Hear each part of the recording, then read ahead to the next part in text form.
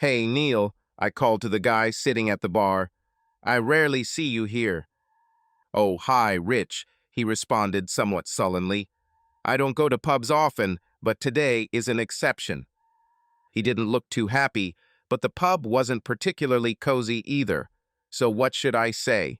He was clearly upset about something. "What's up, buddy?" I asked him carefully. Neil wasn't really a good friend of mine or anything like that, and to be honest, other than a couple of parties and other such events, I didn't see him much. But his wife, Judy, and my wife, Corinne, were close friends, so I knew, or at least thought I knew, a lot about what was going on in their lives. "It's okay, Rich," he continued sadly, barely looking into my eyes. "I don't blame you for anything. It's not entirely your fault." "What? What? My fault?" I had no idea what he was talking about. "What are you talking about, Neil?" I asked carefully, not wanting to upset him even more. But instead of answering, he simply sat there, resting his chin on his clenched fists in front of him, and sighed heavily. "Well, buddy, what happened?"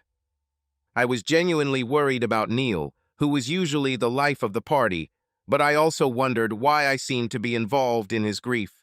"Of course it's Judy," Neil said. "She's your damn wife, too." This amazed me. At that time, Corinne and I had been married for a little over 10 years. I was over 40, and she was a little under. We were, it seemed to me, such a perfectly matched couple that we almost knew each other's thoughts. I can't say I was too happy about some guy I barely knew talking about my wife like that. "What do you mean?" I asked firmly, trying to keep my anger under control. "Come on, Rich." He looked at me with displeasure. "Don't pretend you don't understand anything. You know perfectly well what's going on." Something happened. "What the hell is this? What is he talking about?" "I don't know what you're talking about, Neil," I said, deliberately trying to sound calm, aware of how upset he was. "Oh no, Rich," he almost spat. "And I don't think you know anything about the golden flower." I just shook my head in denial. I've never heard of such a place. Sounded like a Chinese restaurant or something. I hoped that he would continue, but in vain. After finishing the remaining beer, he stood up, looked at me angrily, and left the pub without saying a word, leaving me standing there with feelings seething inside. "What is he talking about, Rich?" asked Fred, the owner of the establishment, approaching me. "God knows, Fred," I replied. "Better give me a pint of the best. Looks like I need to think about it." I sat there, holding my pint, wondering what it all meant, and the one thought that kept nagging at me was perhaps the most unpleasant. But what are Judy and my wife doing that upsets Neil so much, and why the hell does he think I know all this? And Lord, what does a Chinese restaurant have to do with this? No idea, let's forget about it for now. I'll ask Judy myself when I see her later. But I had a bad feeling that things wouldn't be that simple. "Have you ever heard of a Chinese restaurant called Golden Flower?" I asked Fred, but he couldn't help me and didn't know any more than I did. I walked home that evening, deeply puzzled, wondering what to say to Corinne, having no idea where the damn Chinese restaurant was, and also doubting whether I would get a truthful answer. "Hello, dear. Did you have a good day at work?" Nothing strange about that, right? I figured when I got home, I'd find her crying or something. "So, I replied. "Went for a drink at the Red Lion." "Okay," she continued, smiling at me. "You work hard and deserve a drink every now and then." Neil was there, I mentioned casually, and I wasn't sure if I noticed how she tensed a little. "He seemed a little upset," I continued, and this time I couldn't help but notice how her face lost its smile for a moment. "What about that order you've been chasing, Rich?" Corin asked, clearly trying to change the subject. "Any idea why he's so upset?" I asked, again returning to the topic of conversation.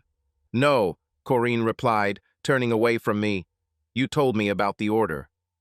"No, I didn't tell you," I objected. "We talked about Neil." Corinne looked at me with annoyance, said she didn't know why Neil could be unhappy, turned and disappeared upstairs without saying a word. Crap, what about my dinner? I don't think it was the most important thing I was thinking about at that moment. I shook. I knew it, she knew it, and we didn't talk about it. I tried to pretend nothing happened, and Corrine tried to pretend everything was fine. What a nightmare. What a terrible week it has been. I was denying the obvious, and Corin, well, I don't know. I didn't know it then, and I don't know it now. I don't know why, but I decided to search for all the Chinese restaurants in the area and didn't find one with a name like Golden Flower. I didn't dare ask her, and I admit it. You may think otherwise, but when the woman you love and adore seems to be hiding something from you, then the only thing you want to do is hide yourself. Believe me, this is how it is if you love her enough. Did you find that Chinese restaurant you were looking for, Rich? Fred, the pub owner, asked me as I sat sadly in his bar a week or so later. Found him? No, Fred, I replied. I looked through all the directories, but there is nothing like it in the area. Have you checked out the clubs and lounge bars? He asked. Of course I didn't check. There's a place with that name in the city center, he told me. Maybe it's a little posh for people like you and me, Rich, he joked. But apparently it's a place where some people like to show up. Well, this piqued my interest, as you can probably imagine. I needed to find out where it was. An hour later, I found myself parked outside the establishment, with dim lighting and an intimate atmosphere. Well then, I half expected that I wouldn't be allowed in, but there was no problem, even though I was clearly in the wrong attire for the party and dinner. But it was early. I found myself in what appeared to be a bar lounge. What is it? To be honest, I didn't really know myself. But as I looked around, I found that it was a pretty swanky place, with a bar, a small dance floor, a few private booths, and the like. This is the kind of place you can go to meet women. Except there were no women there. It's a little early for the ladies, explained my apparently personal bartender. They usually show up after 10 p.m. or so. I can wait, I assured him. It's worth it, he added. I took a sip of my drink and wondered what to say next. The decision was not complex. Is the woman named Corrine Walters still coming here? I asked, as casually as possible. There are a couple of Corrines, he replied. What does she look like? Blonde, I replied, trying to remain calm even as my heart raced. About 5'4", good legs, average build, decent chest. Comes with a redhead, he specified. Probably, I replied, shocked that I had hit the mark so quickly. Judy was truly a redhead, and there aren't many of them like that. I nodded in agreement. Even though I was seething with anger, I still tried to keep my cool. Yes, he continued. Comes almost every Wednesday night, and sometimes during the week after work, I guess. And what is she doing here? I asked. Damn it, too specific, too straight, too damn interested. Is she your friend or what?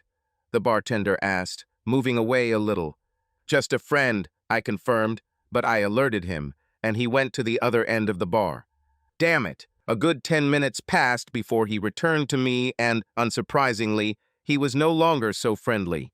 More beer, please, I ordered, handing over a 10-pound note. Keep the change. To say his eyes lit up would be an exaggeration, but without a doubt I had his undivided attention. This Corin, I asked. What is she doing here? What are she and her friend doing here? We stared at each other for what seemed like an eternity, and eventually he gave up. Is she your girlfriend or something, buddy? He asked. What's the interest? My wife, oddly enough, I decided to answer honestly. And I want to know what she does on her evening outings with her friends. He pulled away again, but the 50, placed on the bar, although my hand was still on it, opened it again. She comes with a redhead, like I told you, and they dance a little, talk, he informed me. Is everything as usual? How do married women usually behave in a place like this? I insisted. Many of them are married, he admitted. They flirt just as much as single girls, and sometimes even more. What about those two we're talking about? I would say, he began, hesitating before continuing. I'd say they're not much different from the rest. So they flirt with the guys here, huh?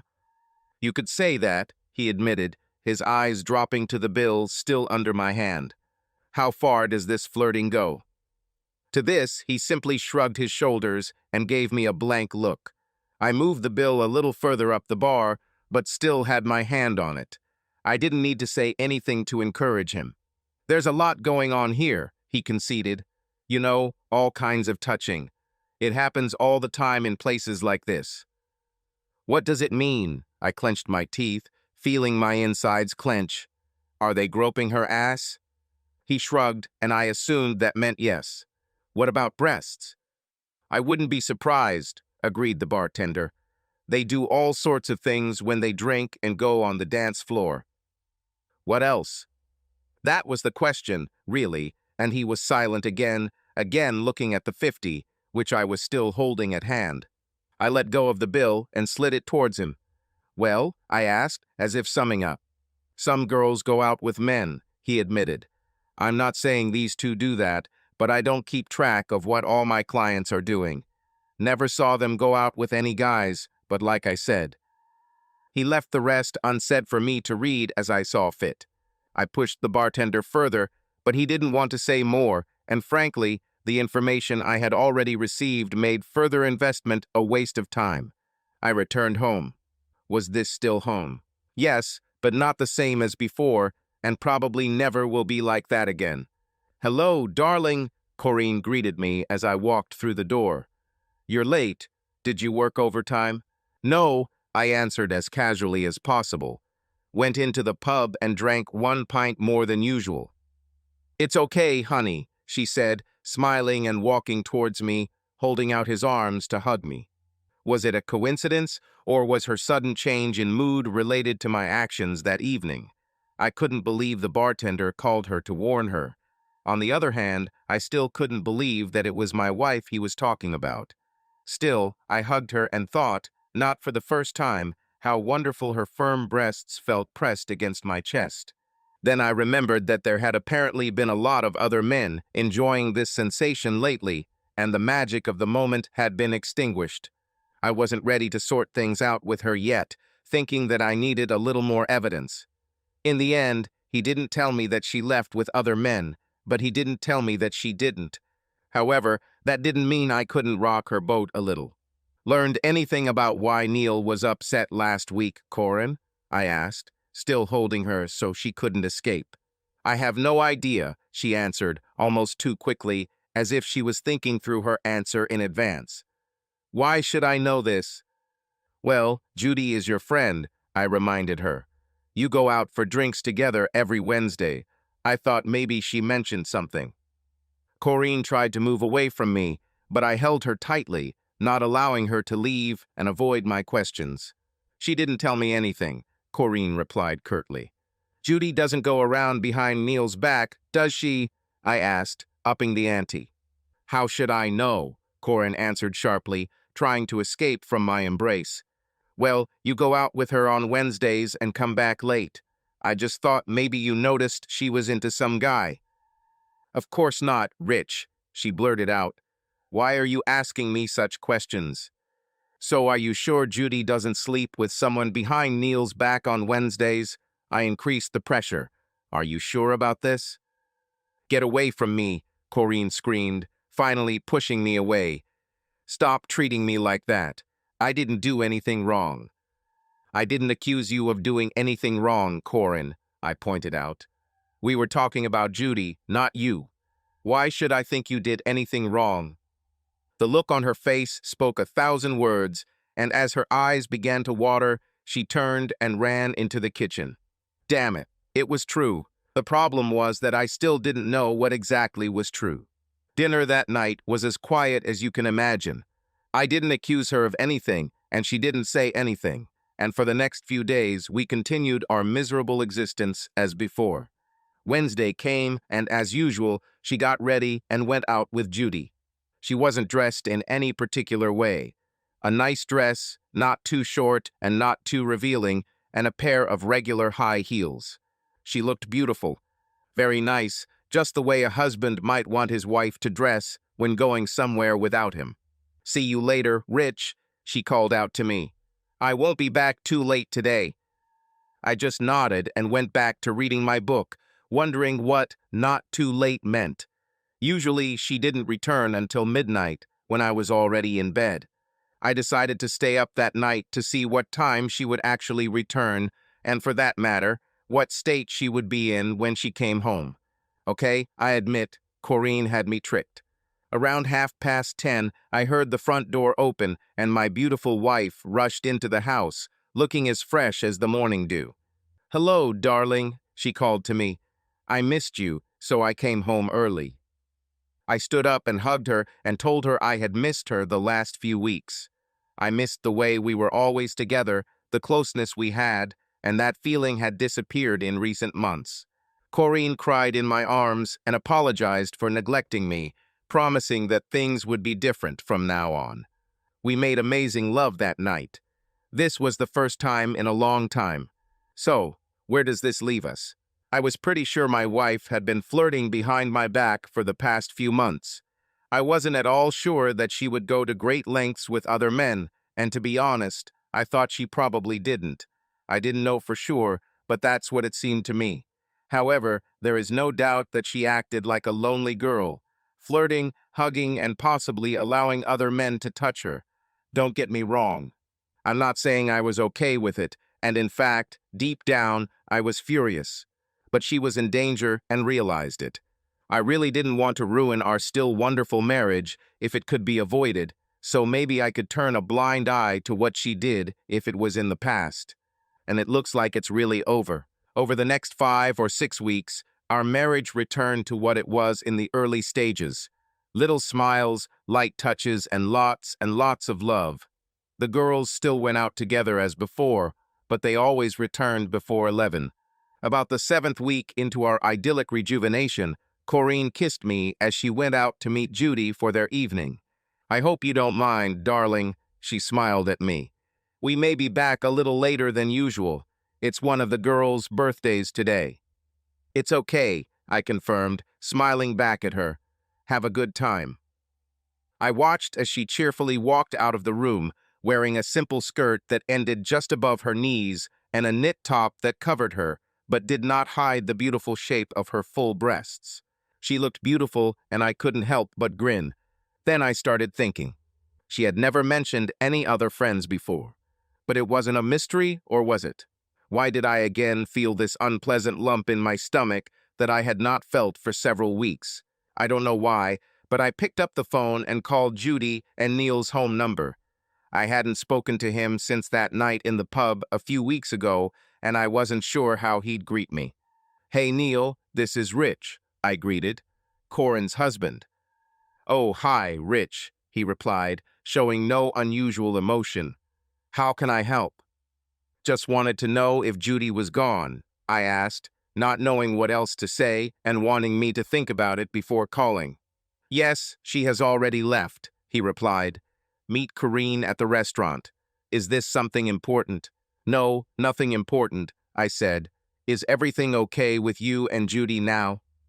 It was a pretty straightforward question, but he sighed and said they had worked it out, even apologizing for being harsh with me that evening. I replied that it didn't matter. I hung up. Damn it, and strike it with thunder. They meet in a restaurant, right? Then why did Corinne just have dinner and tell me not 20 minutes ago that they were meeting at the George and the Dragon pub? Maybe this is a mistake. Maybe it's all completely innocent. I thought probably not. I thought about it for a while and decided I had nothing to lose by exploring a little, so I went upstairs, took a quick shower, and changed into clothes more comfortable for a night out. Half an hour later, I was at the Golden Flower, wondering if I was being stupid, but determined to continue. After another 5 minutes, I ordered a beer from the bartender. It was the same one I was talking to earlier, and I waited until he was free. "Have you seen Corinne and her red-haired friend lately?" I asked him, looking him straight in the eyes. It took him maybe 5 or 6 seconds to remember who I was, but only a couple more seconds to notice the 10 I was holding in my hand. "No, mate," he replied, taking my money. "To be honest, I haven't seen them in quite some time." It matched. Maybe I really was chasing a wild duck, but regardless, I decided to enjoy my pint, quite content to simply admire the women around me. However, They didn't offer me change, so I guess he was telling the truth. I finished my beer and went to the toilet. Hey, come on, that's what a man does. I came out of the toilet and, damn it, God, I almost ran into Corrine and Judy. Damn it. Honestly, I wouldn't have recognized them right away, and if they weren't so busy with 4 or 5 guys surrounding them, we would have just bumped into each other. I wonder why I didn't recognize them right away, right? Well, admit it. When your wife leaves the house dressed, well, normally, and then when you see her dressed like Corrine. Okay, let's start over. It was a dress. I can't call it anything other than a dress, although dresses traditionally cover a good portion of the body of the woman wearing them. It didn't close. Okay, maybe I'm exaggerating a little. But still, having never seen my loving wife dressed like this before, it was a shock. I didn't know she had a dress like that, and Judy, that bitch, was wearing the same thing. Corrine must have changed her clothes somewhere after she left home. I wonder how she will be dressed when she returns home. The guys were literally hanging on to them, and although they pretended to push them away, it was obvious that they were enjoying the attention.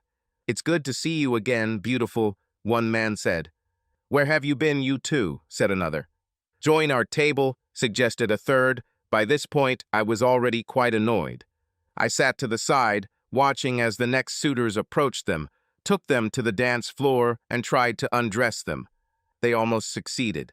Maybe not really, but every time Corrine and Judy laughed and giggled, enjoying how different parts of their bodies were exposed to the other men watching. I didn't like it. Let's be clear, okay? I didn't like it. I didn't laugh or giggle. I didn't enjoy it. I sat there seething with rage while my wife and her friend flirted with everyone who came near them, and there was no shortage of attention. Bitch, bitch. This was the same loving wife who kissed me goodbye this morning and smiled lovingly at me as she left the house this evening. Girlfriend's birthday. Where the hell is this friend? Have a drink at my expense. I looked up and saw the same bartender. Sorry, buddy, he continued, but I told the truth. I haven't seen them for a long time until today. I know, I replied. I believe you. What went wrong? He asked, looking at me with sympathy. She, I said, and we both nodded in agreement. I watched in disgust as my so-called wife fluttered from one man to another. She flirted shamelessly, flaunting her half-naked body, not paying attention to her status as a married woman. I watched as a succession of seemingly ordinary guys took advantage of their attention, groping their chests, butts, and yes, even trying to put their hands up their skirts, although they rebuffed the attempts. I was disgusted and just wanted to run away, but I had a better idea. I made my way through the crowd and headed towards Judy, ignoring what my wife was doing. In the end, Judy pushed some guy aside with a smile, and I deftly took his place. "Hello, handsome," she told me, her tongue slurring a little from the alcohol that everyone poured into her. "What do you need?" As expected, she had no idea who I was, barely bothering to look at me, more interested in what size I was. I grabbed her ass with one hand and her breasts with the other. She moaned with pleasure, and we weren't too far away from having sex on the floor. "Hi, Judy," I said calmly. "Having a good evening at the restaurant." It took a few seconds. It was funny to see how it got to her. "Rich," that's all she said, staring at me with a shocked expression on her face.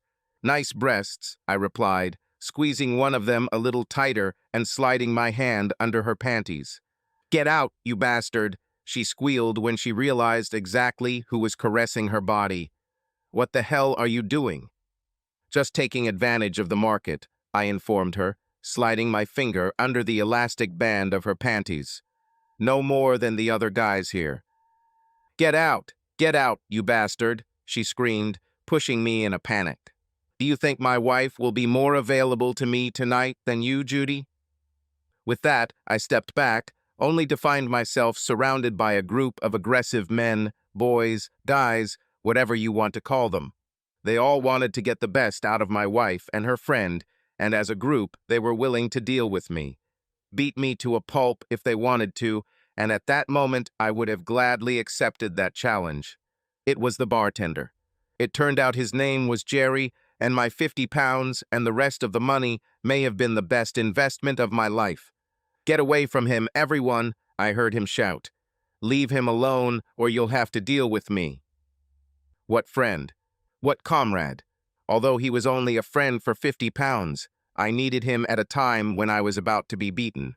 Jerry skillfully separated me from this motley group and directed me to the exit.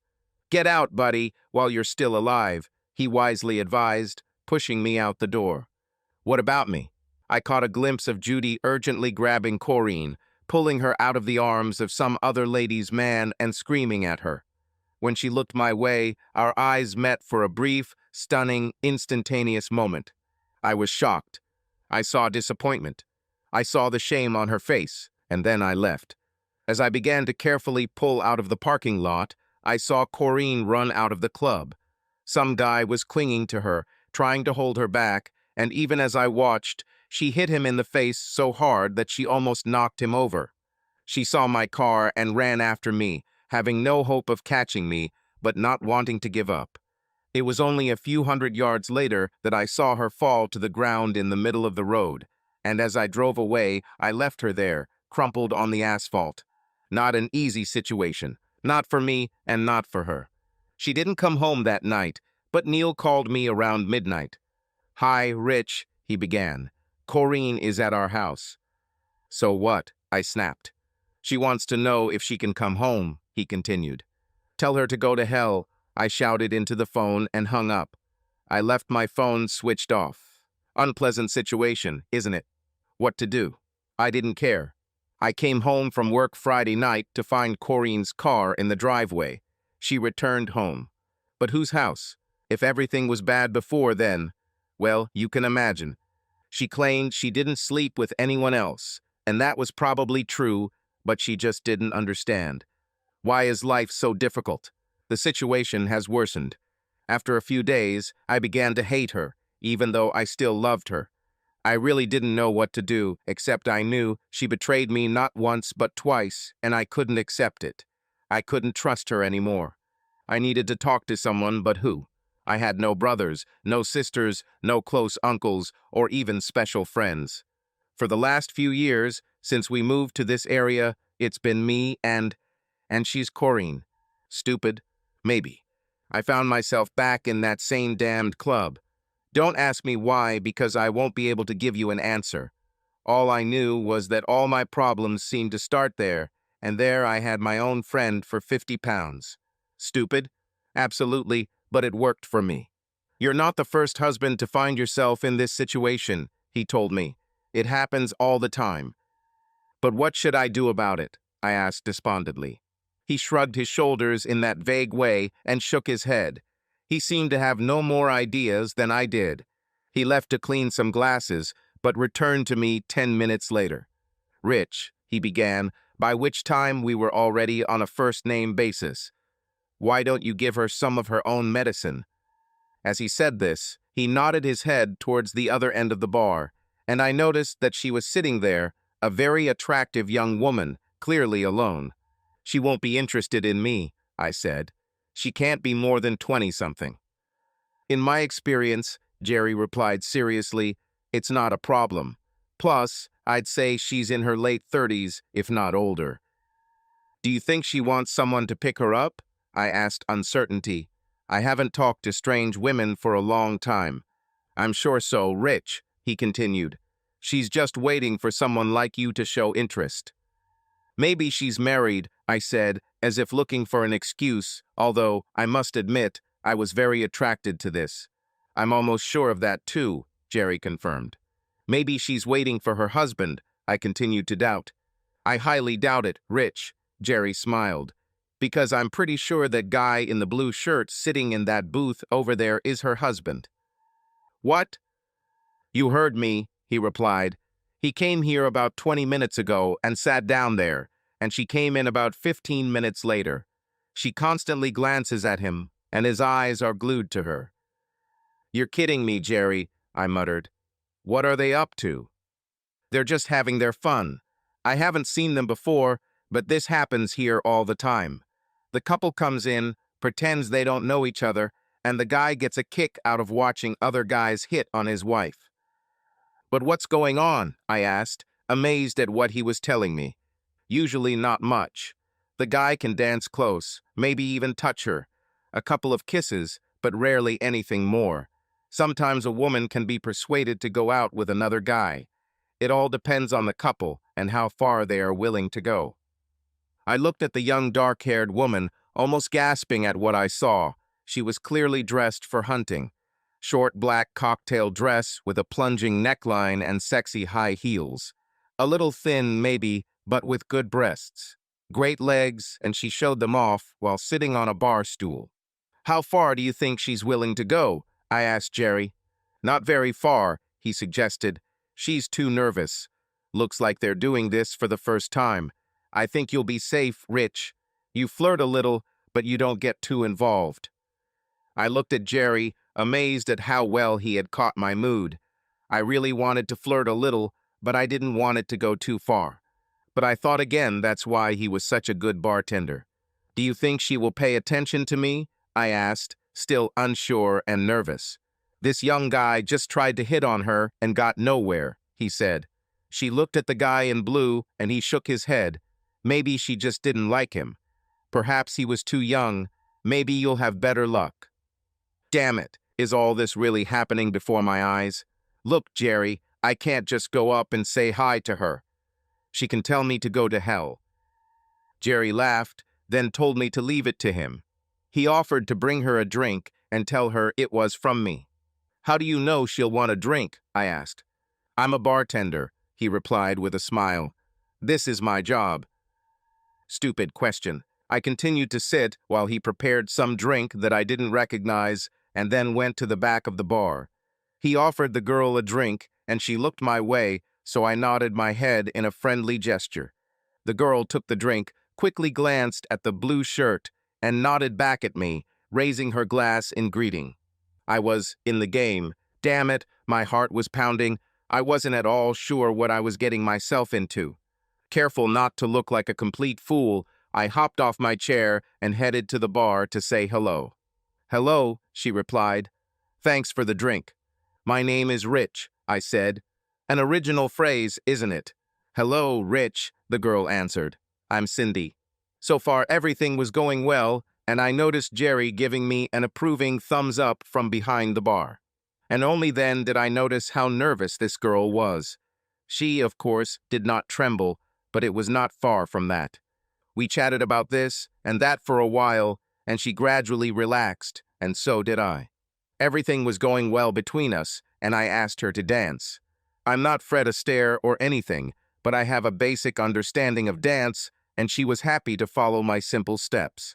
She was a little tense in my arms at first, but she soon relaxed, and by the second dance, she was wonderfully pressed against me. Not too close, of course, just close enough. Damn, it felt so good. I wanted to kiss her, but the opportunity never came, so I just enjoyed the feeling of having a beautiful young woman in my arms. After the third dance, she suggested we go back to our seats, and once there, she excused herself and went to the ladies' room. And only when the blue one picked up a mobile phone did I realize. She went to the toilet to call him. To ask if he approves? I really didn't know, although everything so far indicated she approved, so I hoped he did too. This was confirmed when Cindy returned, smiled at me, and sat back down in her chair. Either by accident or on purpose, her already short skirt rode up even higher, revealing to me a long section of her slender legs. "Why are you smiling?" she asked when I couldn't hold back my laughter at the situation any longer. "What do you think?" I answered somewhat rudely. She was cute, but I had no intention of becoming a laughing stock for the two of them. To my surprise, Cindy slumped a little in her chair, and I thought I saw a tear in her eye, and I regretted speaking to her that way. "Sorry, Cindy," I finally said. "I didn't want to upset you, but it's all too obvious, you know. Listen to me. I speak as an experienced connoisseur, an urban dandy. Half an hour ago, Jerry explained everything to me, and before that I was a complete ignoramus." "I don't know what you're talking about," Cindy muttered, dissatisfied. "Are you saying that you don't know who the blue one is?" I asked. but a little softer. God, why did I say this? I made her cry. What does a man do in such cases? Of course, I went up and hugged her. I'm sorry, Cindy, I began to console her. I didn't mean to be mean to you. You're just like my damn husband, she sobbed into my shoulder. I soon found myself kissing her forehead, comforting her, speaking sweet words to her to try and calm her down. Let's dance again, I suggested, picking her up, realizing that sooner or later the blue would realize that something was wrong with her. Once on the dance floor, she pressed her soft body against me again and sobbed quietly throughout the first dance. What happened, Cindy? I demanded as I felt her begin to calm down. I'm not going to do anything you don't want. It's not about you, Rich, she said miserably. It's about that bastard Tom, the one I'm married to. Over the course of several minutes, I gradually extracted information from her, that everything she did that evening was against her will. Her husband Tom had been pushing her for 6 months to fulfill his fantasy of seeing her in bed with another man. The very idea made her sick, and she flatly refused, and then one night Tom came home drunk with 2 of his friends. Oh no, I responded immediately. Don't say he forced you to sleep with them. No, she sobbed into my shoulder. But after he teased and teased me for a while, I told him to fuck off and got up to go up to my bedroom. Well done, I congratulated her. But he grabbed me and dragged me onto the sofa, she cried. Then he held me down and unbuttoned my blouse while the other 2 watched. How can a husband do this? I wondered out loud, starting to get angry. It didn't end there, she continued, starting to sob again. He pulled me to my feet and told the others to unclasp my bra, and when he fell, he turned my back, holding my hands behind my back and my bare breasts sticking out for his damn dirty friends to grope. I hugged her to me, unable to find words for comfort. What could I say? I wanted to go up to the blue and hit him on the nose. Then Tom let me go, but when I tried to run away, one of the others grabbed my panties and pulled them down. By the time I broke away from him and ran to my room, my jeans were left behind and my panties were halfway down my thighs. Were they chasing you? No, she sobbed. I locked myself in the bedroom and didn't see Tom until the next morning. You should have reported this to the police, I offered, although not very useful advice. How could I? She burst out, and she burst into tears again. When she calmed down again, she explained that the next day her husband threatened that if she didn't play by his rules, he would invite his friends over again and have a group party with her as a prize. Finally, after some discussion, she agreed to go to a bar and let some stranger pick her up, since it seemed like a lesser evil than going all the way. Why don't you just leave him? I asked. Maybe we should, Cindy replied. But I think, to some extent, maybe I still love him. And what does he expect from you tonight? I asked her. Oh, I don't know, she answered sadly. Maybe go out with some guy or something. I just don't know. Why don't we do it right now, Cindy? She looked at me with an expression of disappointment, disbelief, even horror. Not sure how to describe it. I thought, that is, I hope that. Don't worry, I interrupted her. You're safe enough with me that that freak of yours will think you're subservient to him. She reluctantly allowed herself to be led towards the exit, no doubt still not sure she can trust me. As we were leaving, I caught Jerry's eye, and he looked at me in surprise. I'll explain to him later. Finding my car, we leaned against it, and I told her to take her time and calm down again, handing her my handkerchief to wipe her eyes. Thanks, Rich, she muttered. That was all the gratitude I needed. Soon Cindy leaned against me, and I automatically hugged her, as I convinced myself, like an upset child. We stood holding each other for a while and found it unusually comfortable as I felt her relax more and more. Lowering my head, I lightly kissed her forehead. It seemed like a very natural thing to do, but perhaps it surprised Cindy, and she raised her head to look at me, and I found myself still kissing her, but this time on the lips. It was supposed to just be a kiss, but it lingered just a second or two too long. We looked at each other for the briefest of moments, then Cindy brought her lips to mine again. Our second kiss became more and more passionate as she pressed her gorgeous, slender body against me, and I responded the only way I could. The straps of her dress slipped from her shoulders, and I confirmed my earlier suspicions that she had nothing underneath. It happened. I didn't want it, but that's how it happened. "I'm sorry, Cindy," I whispered to her. "I didn't want this to happen." "Oh, Rich. Oh, Rich," she moaned and kissed me even more passionately than before. I was in a quandary. Yes, of course, I wanted to drag her into my car and have sex. But what would that do for me? Thoughts about my wife's behavior raced through my head, and I began to feel insecure, even guilty. "I think we better wear your dress, Cindy," I suggested. "Yes, Rich. Thank you, I think we should," she replied, but made no immediate effort to hide her luscious breasts from my view or my touch. Then it was all over. Just like that.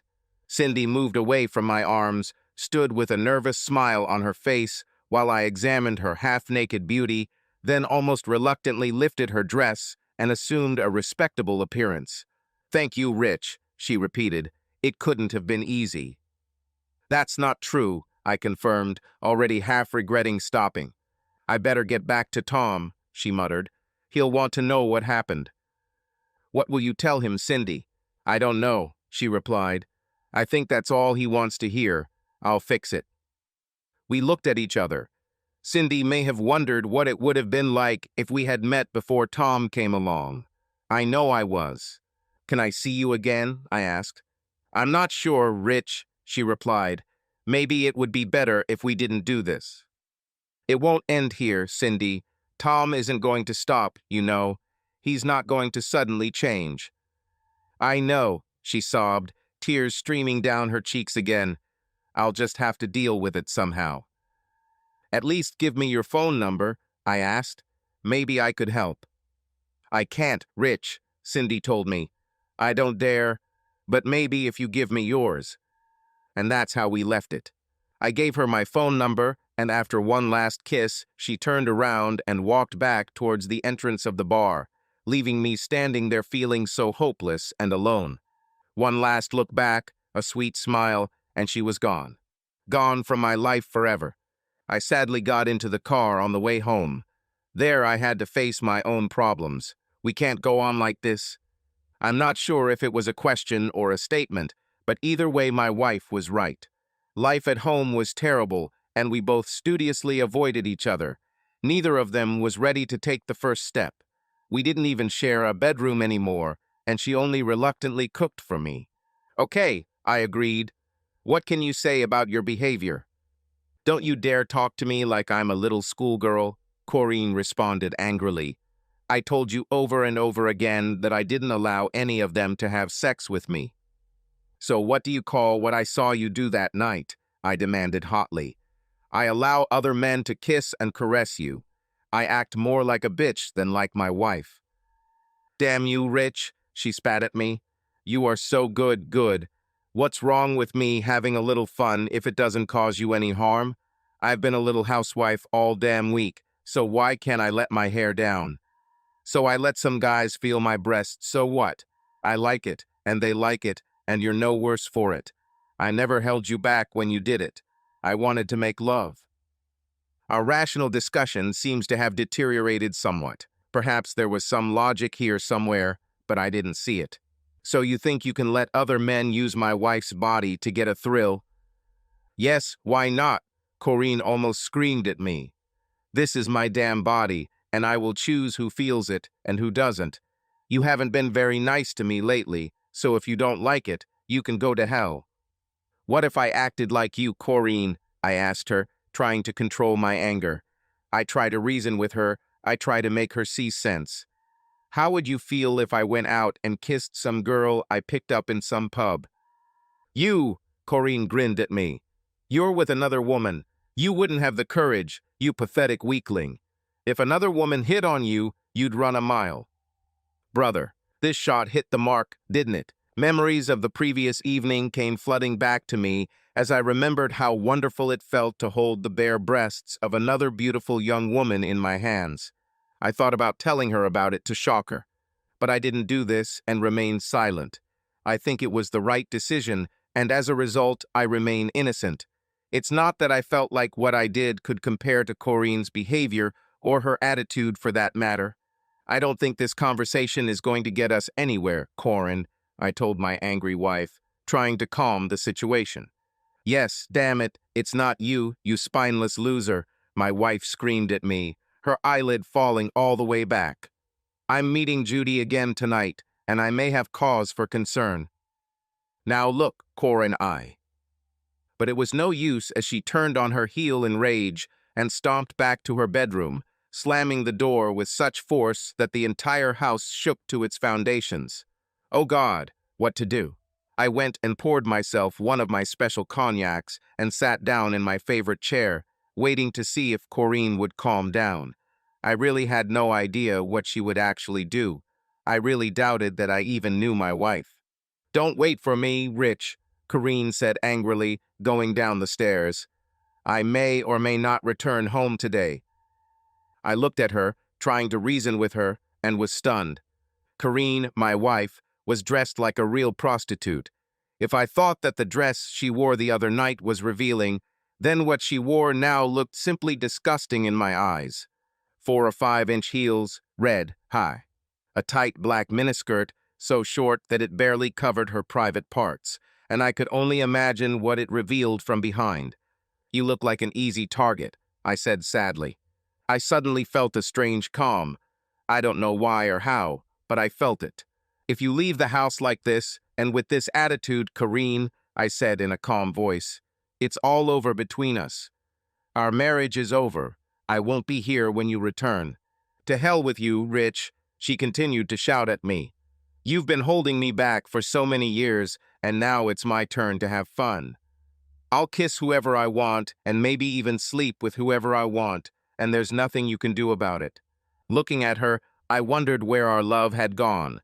Until recently, this woman was everything to me, and I was ready to do anything for her. I loved her madly.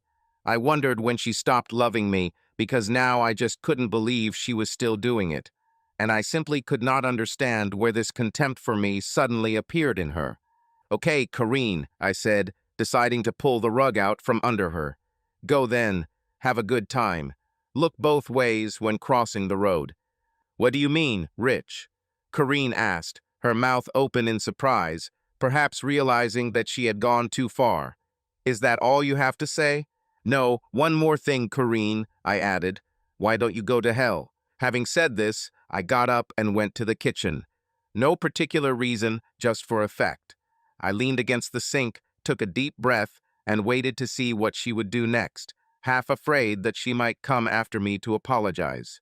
But no, she must have thought about it, because it was only 5 or 6 minutes later that I heard her heels click on the parquet floor in the hall, then the front door slam.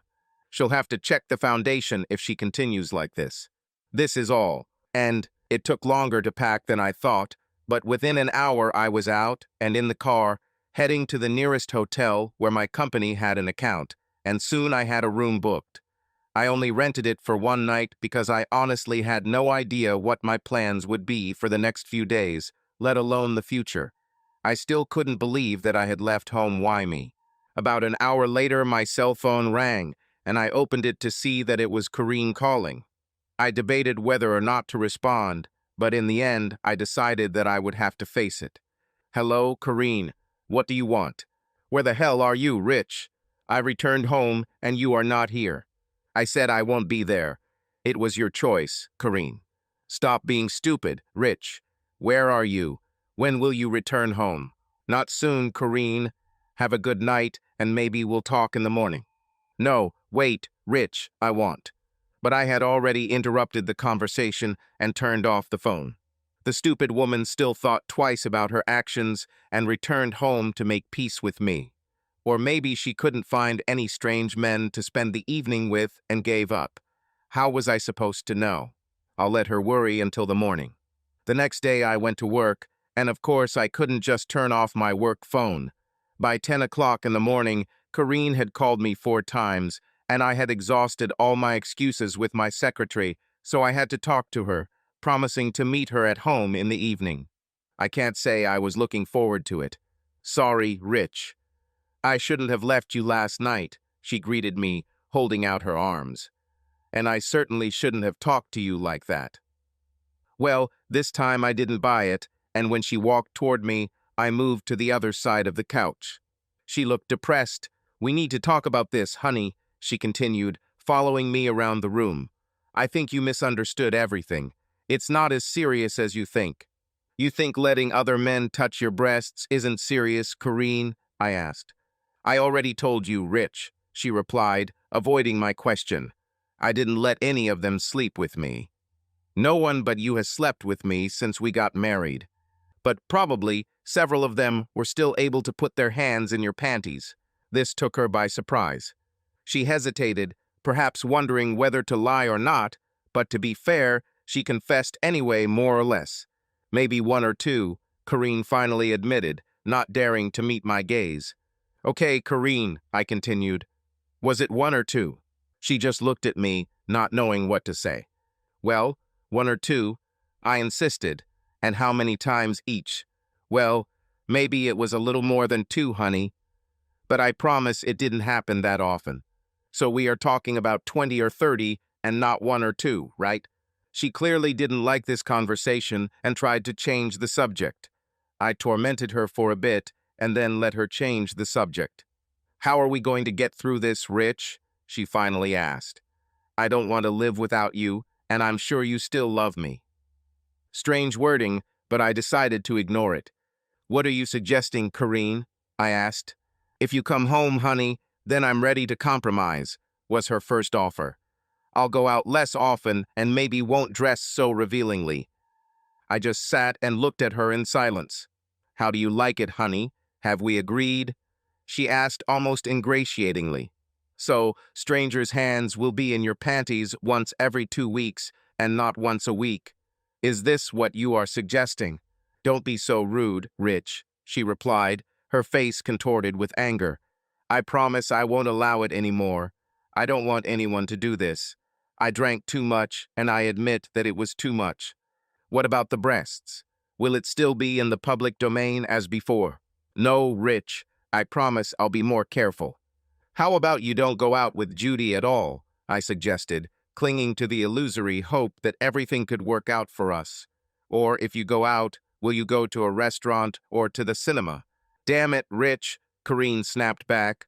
Don't you trust me? Can't you give me some freedom so I can relax and have fun? She just didn't understand, did she? For God's sake, go and have as much fun as you want, dear, I answered quietly. I'll move into the guest room and you can do whatever you want. The conversation is over. Why did I have to move out of our house if she was wrong?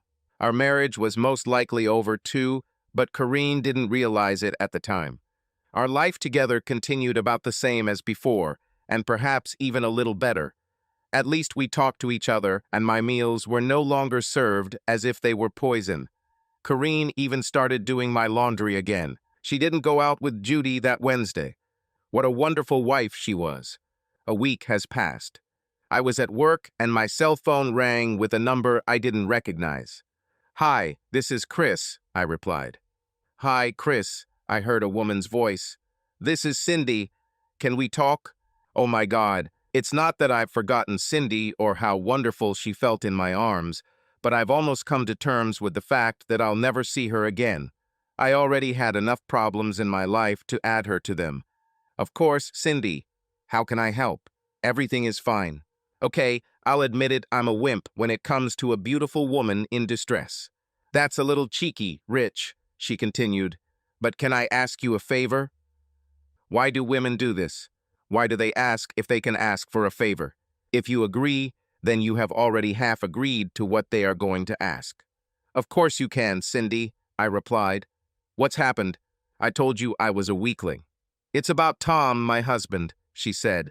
The story I told him about what happened last night calmed him down for a while, but now he wants more. How much more? Stupid question, isn't it?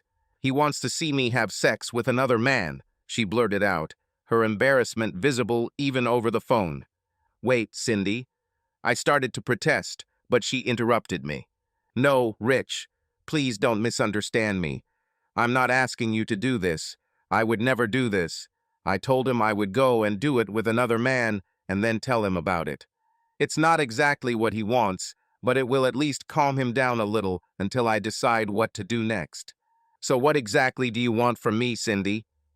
I was hoping that you could meet me somewhere, in some public place, so he can see me leaving with you and assume the worst.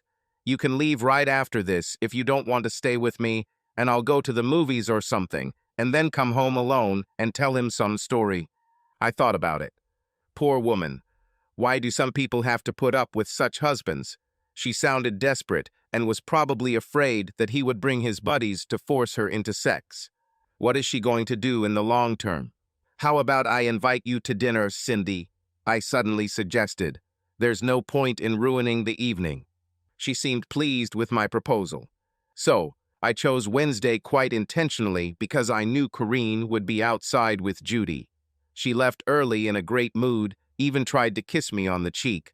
At least she was dressed rather modestly, although of course that's exactly what she looked like the time I caught her. "I won't be late, honey," she shouted to me. "You will see that it will not harm you at all." She smiled at me, I smiled back. She still just didn't get it, did she? She hardly noticed that I was also about to leave, and soon I followed her. "Hey, Rich," a voice said as I looked around the bar. Damn it, Cindy looked beautiful when I first met her, but standing there looking at her that evening I was stunned. She wasn't just cute, she was beautiful, and she was wearing a stunning little blue dress. "You look different today," I told her. "Today I dressed for a man I really like," she answered, smiling. "That time I came under pressure." "You look great, Cindy," I said. "I will be pleased to spend this evening with you." With these words, I leaned down to kiss her on the cheek, but she grabbed me and gave me a wonderful kiss on the lips. "Wow," I burst out when we finally broke away from each other. "It was for Tom," she explained, pointing carefully behind her. "But if you really believed it, then you're a fool." Unnoticed, I glanced over her shoulder and noticed Blue. Although he was wearing a brown sweater that evening doesn't sound the same at all. "Let's do it again for his benefit," I suggested, and this time we pressed ourselves against each other, and I remembered how wonderful her slender body felt next to mine. "Wonderful. Let's go," I suggested, satisfying my first desire.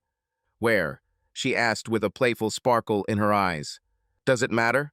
"No," Cindy answered seriously. "Wherever you go, I will follow you."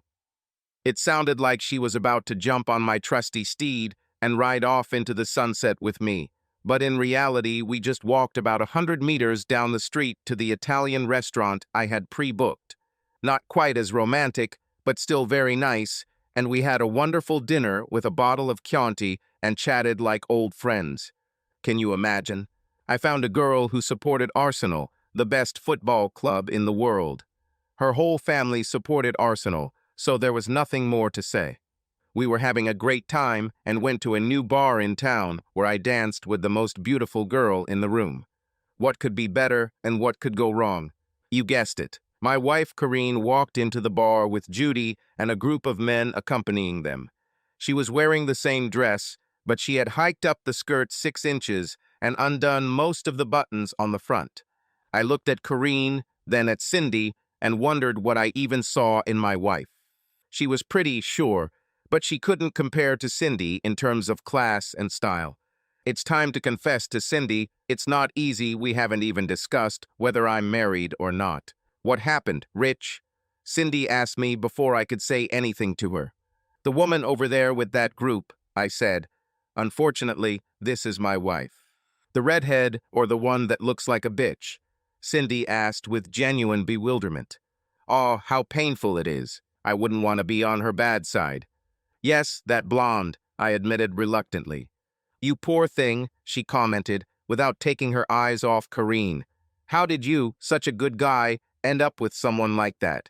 If a man had said that, I probably would have hit him already, but Cindy made it sound completely different, and I just swallowed and said nothing.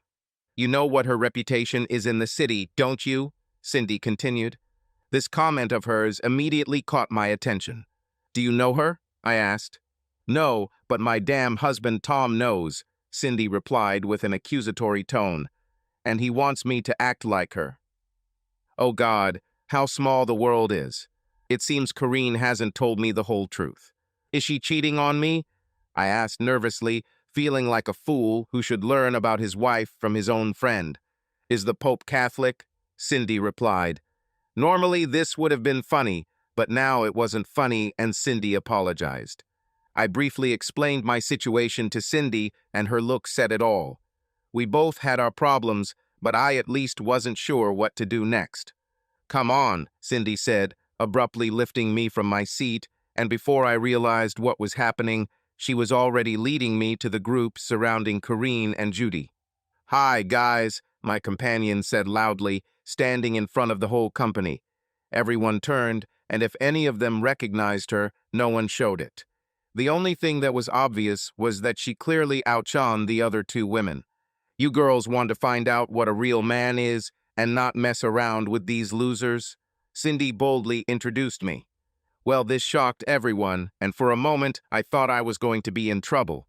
I was ready, but I underestimated Cindy. Corrine, she said to my wife, who stood with her mouth open, looking at the two of us. If you're not going to appreciate him, then I will.